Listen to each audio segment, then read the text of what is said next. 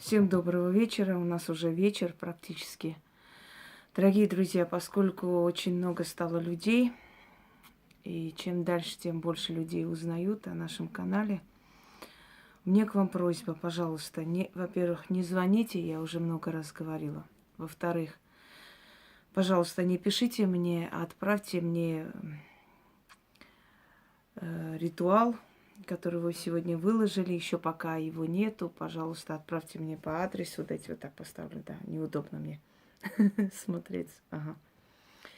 Я ритуалы вам лично домой отправлять не обязана. Мне кажется, скоро вы попросите лично ритуал домой вместе с курьером и со всеми атрибутами. Имейте, пожалуйста, совесть и уважение. Если вам дарят, тем более, что мы не обязаны даже ритуал заполнять там, понимаете, и писать внизу. Вы можете сами взять и написать. Но даже этого вы не делаете, потому что в течение одного дня или нескольких часов, насколько Яна загружена, все равно она находит время и выкладывает ритуал. Поэтому будьте добры, всему есть предел, и человеческой наглости, и беспардонности в том числе. Сегодня выставила я СМС человека, да, который помогите мне с этим, с тем, вот посмотрите, мужики, деньги, все. И если у вас еще и бесплатное, мне нужно к ясновидящей. Дорогие люди, вы говорите, вот нехорошо выкладывать. Во-первых, я срезаю сверху контакт, я никогда не показываю человека, кто именно написал. У меня хватает на это корректности воспитания. Во-вторых, вы знаете, всегда, когда я такое показываю, делится надвое мои зрители. Одна часть поддерживает, вторая часть осуждает. Так вот, поддерживают такие же убогие, как вот в том СМС, вот такие же убогие бабы, которые пишут, ну у нее же трагедия, может... А какая трагедия? С дочерью не общаюсь. С дочерью не общаешься, значит, вини себя, значит, у тебя нету родства со своим ребенком. Я вообще не понимаю, как можно не общаться со своим ребенком. Значит, ты чего-то не додала, не сделала, чем я могу тебе помочь. У меня нет волшебной палочки смахнуть, и чтобы у вас с дочерью все было хорошо. Это во-первых. Во-вторых, у меня вот этот вопрос, тот вопрос. Дело не в бесплатности. Вы прекрасно знаете, что я не тот человек, который переживает из-за этого. Дело в корректности. То есть мне вот эти все вопросы, желательно, если у вас бесплатные, а почему вам кто-то должен бесплатно все делать? Почему вы привыкли к этому коммунистическому укладу жизни, чтобы бесплатно, вот, чтобы меньше дать, да побольше взять? Если вы изначально в жизни ищете вот такое подобное, да, все бесплатно, все просто так, чтобы мне дали, вы всю свою жизнь так и будете искать, понимаете? Потом, в 2 часа ночи звонок, 3 часа ночи. Вот я ваш номер нашла, помогите срочно и так далее. Не удивляйтесь, если я буду просто заносить молча в черный список, потому что я вижу, что смысла нет, все равно вы не понимаете, понимаете? Бесполезно. Вот 100 раз говорили, например, тоже цыганское ясновидение или другие вопросы внизу. Посмотрите меня, посмотрите меня.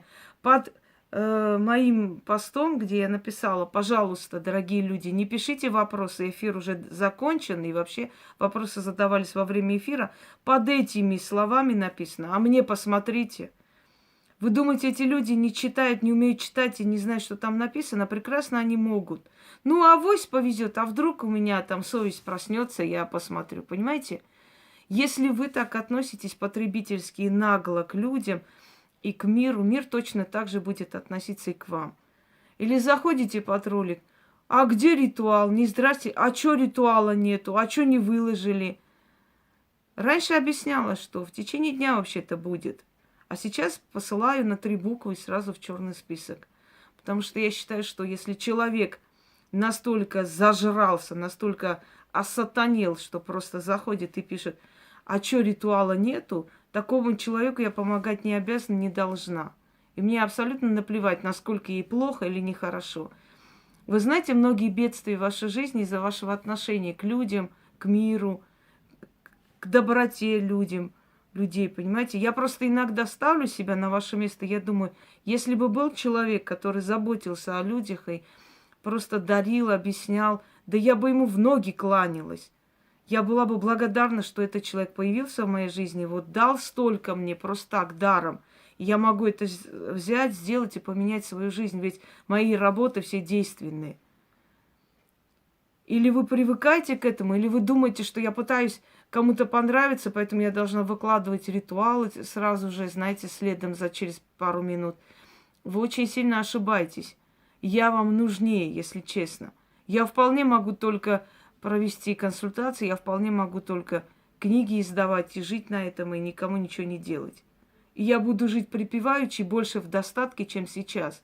Потому что я не буду тратить свое время, свою энергию абсолютно в никуда, понимаете? Покажите мне хоть одного, кто вам столько дарит, объясняет, столько помогает, столько советует, столько вас, знаете, как стимулирует жить и создавать. Но нельзя этим злоупотреблять, в конце концов. Помогите, у моей мамы со здоровьем проблемы, вот ей нехорошо. То есть люди уже по-хитрому сказано, что по здоровью помогаем даром. Уже по-хитрому. Помогите, моей маме со здоровьем плохо. А что у нее конкретно? Не знаю, что-то у нее нехорошо, а еще у нас вот с деньгами, с финансовым нехорошо. Что-то мне нехорошо, поэтому давайте все остальные мои вопросы решайте вот просто так, потому что мне же нехорошо, а вы же всем больным помогаете. И уже сотый раз повторяю, что больным, у которых выхода нет, от которых просто отказались врачи, я помогаю. И детям. Вы знаете, но мне нехорошо, вот как-то я плохо себя чувствую. Поможете вернуть мужа? Что сказать таким людям? Сказать, что ты не ищи дураков, их нету. Не ищи тем более там, где их нету, понимаете? Вы только сказали, я вашу мысль читаю, вы нашли кого обманывать. Это омерзительно. Дорогие люди, если вы будете вот так всю жизнь искать халяву, чтобы вам кто-нибудь что-нибудь просто так сделал, кого-нибудь использовать, кого-нибудь разжалобить, где-нибудь искать бесплатно что-нибудь, где-нибудь, чтобы вам сделали, вы всю свою жизнь так и будете искать, потому что вы не умеете ценить чужой труд. Если вы не умеете ценить, и вас ценить никто не будет. Ведь бесплатно же я вам и так отдаю. Понимаете? Я и так раздаю, я и так столько своей энергии трачу, я иногда восстанавливаюсь, просто себя отключаю от всего, знаете, заставляю спать. Я вам и так столько дарю. Мне не жалко и дальше вам помогать, и даром помогать, и многим помогать. Но не нужно за идиотов держать людей. А у вас есть акции? Вы что, в супермаркете? Сколько раз я вам сказала, не подходите ко мне со словами «почем ваши услуги?». Услуги я не оказываю, услуги на трассе оказывают. Идите туда. Там вот вам услуги предоставят за определенную плату. Ведьмы, колдуны, они никогда никому не служили и не будут служить. Они помогают. И сами решают, кому помочь, а кому нет. Понимаете? Почем этот ритуал? Я же эти ритуалы не продаю, я же их вам отдаю, чтобы вы сами делали. Что значит почем, что? Вы на базаре, на рынке. Не ведите себя как животные. Потому что если вы себя так ведете, к вам отношение будет такое же. У меня сын, когда хочет меня перебить, он говорит, можно я тебя перебью, мам? Можно я свое скажу? Можно я сейчас скажу? Я так привыкла, я так воспитывалась, я так воспитываю своего ребенка. Для меня неприемлемы эти кишлакские обращения. А ты погадайте, а погадай мне, вот мне надо, вот, а мне посмотри, погадай. А на меня можешь посмотреть? Или скажите, а вы мне можете посмотреть, вот у меня муж, там это, деньги, спасибо заранее. Вы взрослая баба, вам 50 лет. За 50 лет, вы не поняли? Я иногда смотрю, думаю, с такими куриными мозгами, как они дожили до 50 лет, прям удивительно. Вы не понимаете, что это ненормально писать человеку? Вы просто, на секунду просто задумайтесь, логику включите и скажите себе, а почему этот человек должна, собственно говоря, сидеть и смотреть моих мужиков, мои деньги, финансы и жизнь? Вот в чем причина? Из-за чего? Чем-то она мне должна или обязана? Вы когда это пишете просто? Посмотрите мои финансы, деньги, мужиков, заранее спасибо. Вы вот секунду задумываетесь просто, а ей это надо вообще? Вот для чего ей надо вот сейчас сидеть и смотреть моих мужиков или мою судьбу? Для чего ей это надо? Вот задайте себе вопрос, для чего мне это надо в данный момент смотреть? Вот чем, из-за чего, вот чем это обусловлено, вот причину можете найти, по которой я должна сидеть и смотреть? Вы же взрослые бабы. Нормальный человек пишет: здравствуйте, у меня есть проблемы. Скажите, пожалуйста, как я могу к вам записаться? Мне нужна ваша консультация. Все. Ой, а я не знала. Не, ну просто задумайтесь, пожалуйста, мне просто иногда интересно. Вот скажите мне, пожалуйста, вот вы зайдете в парикмахерскую, да, и скажете: девочки, сделайте мне прическу вот такую, вот заранее спасибо. И подумайте, пожалуйста, они обязаны всех бросить, кому они должны делать, люди, которые пришли, оплачивают, делают, просят, да, и они вот всех должны бросить, прийти и сделать тебе, просто потому что тебе так захотелось. Вы до 50 лет как доживаете с таким тупым мозгом? Я не знаю, я бы пропала с таким мозгом в этой жизни. Как вы дожили до 50 лет и не поняли, что вы взрослая баба? Ладно, школьница была бы 15 лет, я бы понял. Но взрослая баба, как вы не додумываетесь, что... Тем более вы видите, что на канале столько тысяч подписчиков, столько тысяч вопросов задают, пишут, столько людей. Вы на секунду, почему вы не задумываетесь, почему я этому человеку должна написать? Скажите мне, посмотрите мне, вот что у меня будет завтра, там это вот мне судьба, и заранее спасибо. Вы на секунду подумайте, зачем этому человеку это надо смотреть. Вот с чем это связано, зачем ей это надо? Понимаете, дело не в том, что я не хочу, да и не хочу, и не обязана бросать всех, кто пришел, заказал мне работу очень сильную, и просто бегать, смотреть ваших мужиков. Во-первых, вы это и не оцените, потому что все, что просто так дается, не всегда ценится. Один из миллионов, который ценит это. Им всем кажется, что если бы вы прилагали усилия, если бы вы тратили много сил и энергии, вы бы просто так не делали. Но просто вот иногда мне хочется сказать: а зачем мне это надо, собственно говоря? Ну, с чем это связано? Почему мне это надо посмотреть? Ну, вы же гадаете. Я не гадаю. Гадают гадалки на базарах. Это во-первых. Во-вторых, изучите мой канал, прежде чем прийти. В-третьих, если я вижу человеческую судьбу, это же не значит, что мне делать нефиг в этой жизни. Я просто сижу, и все пишут, и всем сижу и смотрю: ой, у тебя в судьбе вот так будет, а у тебя... Зачем мне это надо? Это моя работа, это моя профессия. Как мне одна женщина сказала: ой, вы просто там что-нибудь начитываете, за это берете такую плату. Я говорю: мне дали эту силу, чтобы я этой силой поднялась. А вам дали богатого мужа, чтобы он вас содержал. Дайте своего мужа на недельку мне. Она мне: вы что, сравниваете? Я говорю: а что здесь такого? Вам небеса дали мужа, чтобы он вас содержал, чтобы вы за счет него жили. А мне дали силу и знания, я за счет этого живу. Вы говорите, всего-то какой-то заговор будешь читать, снимать порчу, за это деньги. Тогда вы сами делаете, если это так легко и просто. Зачем пришли ко мне? Если это легко и просто... Вот я пойду к врачу, говорю: всего-то там нерв будешь удалять зуба, да, и ставить туда пломбу, и за это деньги берешь. Нормально? Дорогие друзья, не относитесь к другим потребительски. К вам тоже так будут относиться. Помните, какой меркой ты меришь, такой меркой будут мерить и тебя. Не относите так, это серьезная работа, это очень сложная работа. И тысячи людей совершенно обновили свою жизнь, у них судьба поменялась.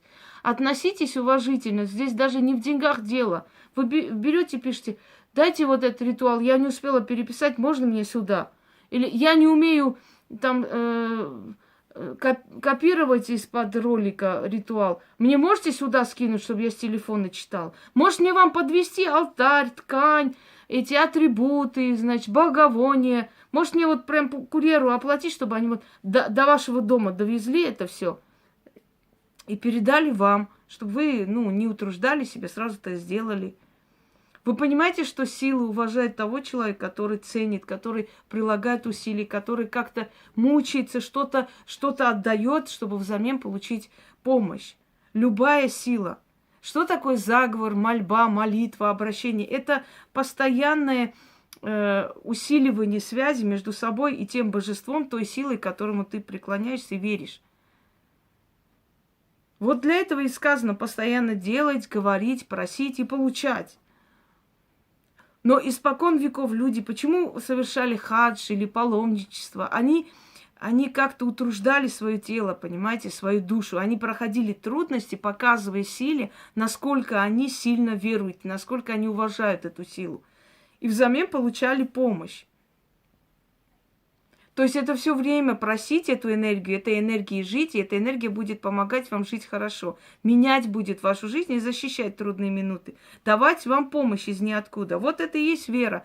Веруете вы в древних богов, веруете вы в Христа, в Аллаха. Это и есть вера. Закрепить свою связь с этим божеством, получать от него помощь, защиту. Постоянно его энергией подпитывать свою жизнь, чтобы ваша жизнь была лучше, чем у других. Понимаете? Зачем человек верит? Для того, чтобы быть под защитой какой-то силы. А если вы просто хотите все получить, чтобы за вас еще сделал, мне одна говорит, ой, мне там эти вот денежные, вот мне проблемы, у меня нет возможности обратиться. Я говорю, возьмите, сделайте чистки. Ой, я так вот боюсь, я не знаю, а где мне достать, а свечи у нас где покупать? У меня на свечи денег нет. Я говорю, может, тебе и на свечи денег отправлять? Она мне говорит, а у вас можно так? Обрадовалась. Дело не в деньгах, дорогие друзья. Я могу отдать многим людям в трудные минуты, действительно помочь. Дело вообще не в деньгах, дело в уважении, в том, что тебя использует омерзительное чувство, что тобой пользуются. Мало того, что ты ночью не спишь, до утра делаешь им эти ритуалы, так они еще и смеют тебе написать, отправьте мне, пожалуйста, лично, я переписывать не могу или не успеваю, мне неохота, мне можно отправить, у вас совесть есть? У меня по несколько тысяч СМС, каждому я буду отдельно отправлять эти ритуалы. Вы не оборзели часом, не охренели, не буду говорить другого слова. В последнее время один мат-перемат. Включаешь и мат-перемат. Потому что доводите, понимаете, устает человек. Хочется о хорошем сказать когда-нибудь, но мне кажется, знаете как, количество людей становится больше, а качество страдает. Вот качество реально страдает. Приходится иногда плетку брать в руки. Хоть я и не сторонник садо-мазо, но в любом случае. Что с вами делать, скажите мне?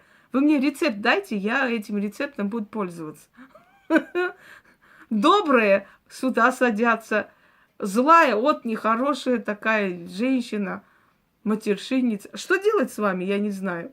Люди, очнитесь, пожалуйста. Нельзя такими куриными мозгами жить, это страшно. Это реально ужасно страшно, очень.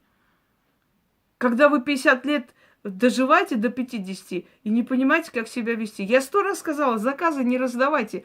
Дайте мне ритуал от этого. Я не по вашим заказам и заявкам ритуал. Это не русское радио. Я буду выкладывать, когда я считаю нужным, когда мой зритель готов.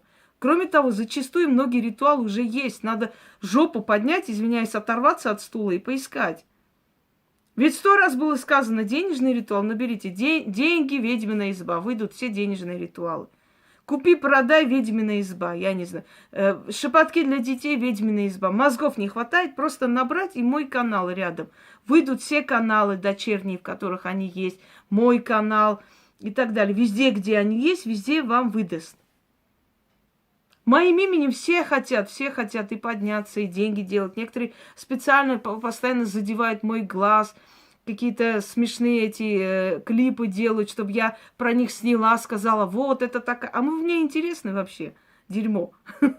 Единственное, что вы можете затронуть, это мой глаз, квартира, которая не моя, не ремонтирована. Все. Почему-то вы не обсуждаете дары, которые мне со всего мира отправляют. Почему-то вы не обсуждаете, как человек дождь останавливает. Почему-то вы не обсуждаете, как предметы передвигаются в прямом эфире и многое другое. Почему вы не обсуждаете мое ясновидение, которое у всех вызывает шок? Потому что это обсудить невыгодно.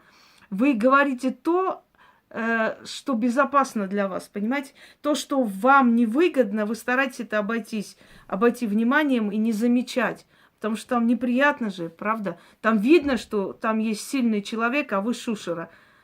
Вы настолько великий и могу, и я не знаю, всея Руси, что ваши ролики за полгода 30 человек так случайно наткнулись, посмотрели и всего-то. И вы сидите с умным видом, меня обсуждаете. Ну, не смешно? Мне вот, например, смешно. Дорогие друзья,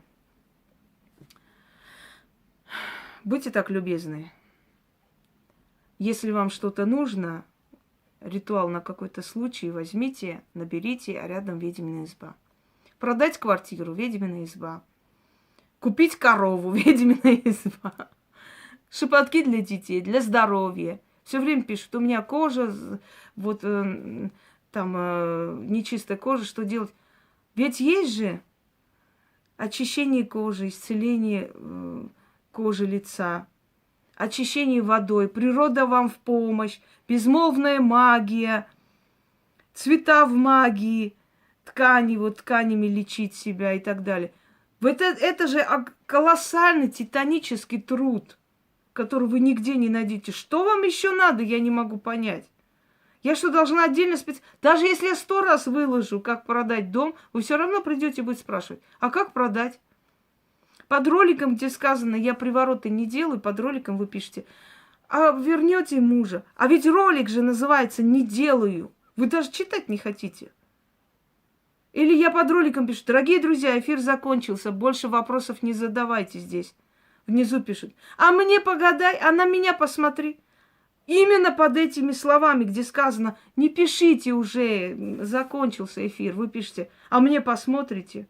Вы либо читать не умеете, либо из себя корчите идиотов, либо меня хотите за идиотку держать, я не знаю. Придите в себя, дорогие люди. Просто придите в себя и повзрослейте. С такими мозгами жить нельзя. У вас ничего не получится. Даже Господь Бог вам не поможет в этом случае. Если у вас мозга нет. Если вам человек сказал, сейчас не смотрю, вы все равно пишете. Прекрасно понимая, о чем идет речь. Понимаете? Будьте так любезны. А сейчас мне надо поехать по делам, потому что я не успеваю. И тем, которым я должна ответить, я отвечу вечером, наверное, поздно вечером. Я всегда прошу Яну заранее говорить, что я отвечаю в течение суток. Понимаете, это не прямой эфир вести. Прямой эфир – это диалог. Ритуал – это как бы обучение, да, показать, подарить людям. А ясновидение – это другое. Нужно собраться. В ясновидении уходит не меньше сил, чем в других ритуалах. Это точно такой же ритуал. Внедриться в жизнь, в судьбу человека и полностью посмотреть и сказать. Всем удачи, всех благ и умнейте, пожалуйста. Умнейте, пока не поздно. А то я опять свои усы надену и опять проведу чистки. Как товарищ Иосиф Виссарионович. Всем удачи.